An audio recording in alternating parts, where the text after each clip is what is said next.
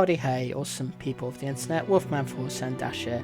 So, as well as the latest stuff that I review and also things I play with people, I'm also going to do like tributes to things that have recently sort of died or are gone out of business or whatever, because it just feels right to me.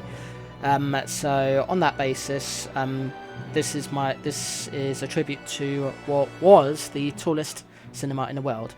So here in the UK, as you know, we've got a bunch of cinema chains. I previously talked about View in a previous video, and this time I'm going to talk about Cineworld.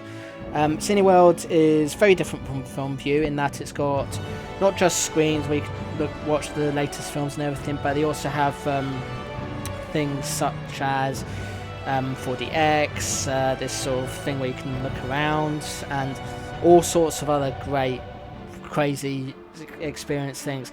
And over the years, they've often been been bankrupt and everything, or it's been reported that they've been bankrupt and so forth. And it's kind of sad that the tallest cinema in the world, which is, funny enough, a Cineworld, closed down recently. Now, unlike the View that I talked about in a previous video, this cinema, I don't really remember that well how many times I've been in it, but I have been in it a few times at least. I know I went to see Happy Feet there several years ago when that first came out. I went there last year with one of my friends to see the very boring Megalopolis, and I think I might have seen at least one DreamWorks film, maybe one Disney film as well. I'll be honest, there's only been so many times I've been up to Glasgow, where this tall Cineworld is, that it's kind of hard for me to remember all the times I've been. But yeah, it's quite a sight to behold. Like when you actually step forward and actually see it in the face, you look up and it's like, wow, it is so tall. So yeah. So how does it work? So there's obviously lots of escalators, stairs, and lifts, so you can go up to different floors. You got one floor where it's got the Starbucks, another floor that has sort of the concession stuff, another floor that has the 4DX and the sort of special other kinds of screens and so forth, and then one that has all the regular screenings. And usually each floor has a concession stand where you can get all your popcorn, your hot dogs, your nachos, etc. And yeah, it's quite the experience. And the reason why it's no longer around anymore, they actually went out of business recently, not because they were forced to or they had money problems, but because the landlords themselves wanted to take the building back, which is a shame, because it was, from what I remember, quite an amazing cinema. There's no cinemas quite like it that are basically just one big tower block that's just full of screens, concessions, and everything. It is quite something. I don't know what's going to happen to the tall building, because it was the tallest cinema in the world. I don't know what the tallest cinema in the world is now, but it was the tallest cinema that we had. It was an amazing cinema. Sad to have seen it gone, but the good news is that it's not the only Cineworld that we have here in the UK. There is obviously loads of other Cineworlds, but that all features sort of like the same sort of stuff, but that's like the only one where you actually be able to experience the whole sort of idea that this was the tallest cinema in the world. And it's not the only Cineworld in Glasgow. There is another one in there as well. I honestly don't know what else to say about it, other than I'm sad to see that this cinema has gone, but at least it's for no other reason other than the landlord just wants to take it back. Who knows what it's going to be turned into, whether it's going to be a tall department store, a tall shop, or just an entertainment venue generally, or maybe another cinema might take it over or something. It's really down to what the landlords have plans for it, but yeah.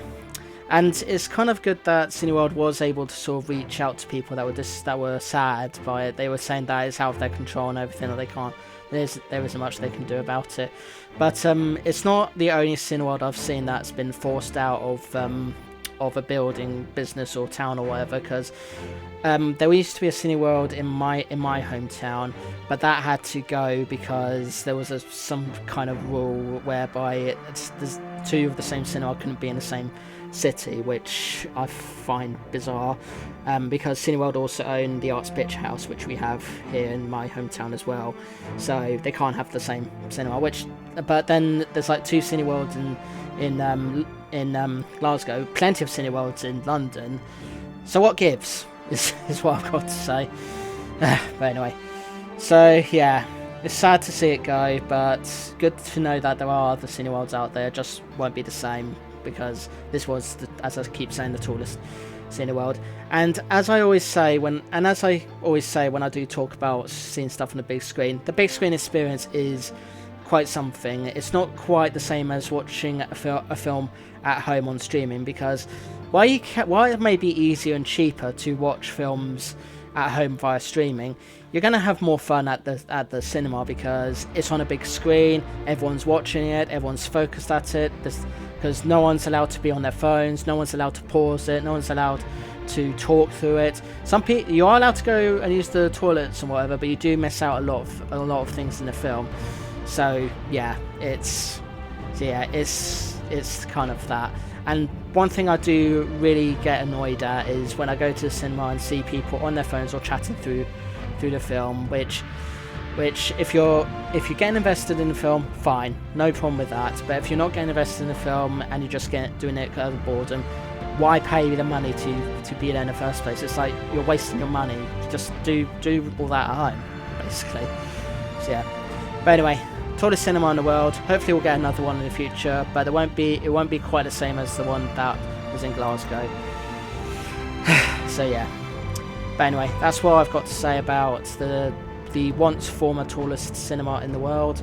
If you've been there, I'd love to hear what you find good or bad about it and all the memories you have, so leave that in the comments if you can. But other than that, thank you so much for watching. Like, share, comment and subscribe if you can, please. Those of you new to the channel, I do vlogs like this talking about various topics to anyone that will listen. I also do gaming videos, so straight up gameplay videos. That's usually following a long game over a series of videos. Let's play videos where I'm mainly focusing on one game, but just do the one video of it, with the possibility of returning to it in the future, where you have my camera and mic on and have a bit of fun and everything. So yeah, I also do occasional shorts as well, and every weekend I do, and most weekends I do reviews of the latest films, TV shows, whatever, game videos I've done with friends, and obviously tributes to things that have recently passed away, died, or gone out of business, such as this. So yeah, that's what I do, and other things as well. See you in the next one. Peace to you all.